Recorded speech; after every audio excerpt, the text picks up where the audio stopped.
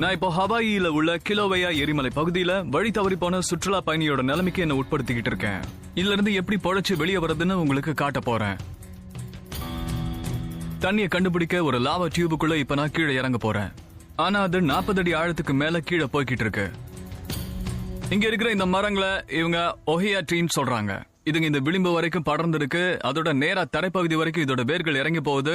அது வரைக்கும் போய் இதுங்க தண்ணி எங்கேயாவது இருக்கான்னு தேடி பாக்குதுங்க. அதோட ஈரப்பதம் அங்க இருக்கான்னு தேடி உள்ள போகுது. சோ இந்த வேலை வச்சு நான் இறங்க முடியும். இது பூரா பாசி படிஞ்சிருக்கிறதுனால இது மூலமா இறங்கும்போது கொஞ்சம் வழுக்கலாம். கொஞ்சம் இல்ல, நிறையவே வழுக்குது. இந்த மாதிரி ஓல்ட் லாவா டியூப்ஸ் எல்லாம் ரொம்ப ஆபத்தான இடங்களா இருக்கும். ஒரு மீட்பு பணியில ஒரு அமெரிக்க தீயணைப்பு படை வீரர் தேடிக்கிட்டு வரும்போது 100 அடி ஆழத்துக்குள்ள இந்த மாதிரி ஒண்ணுல கீழே விழுந்துட்டாரு.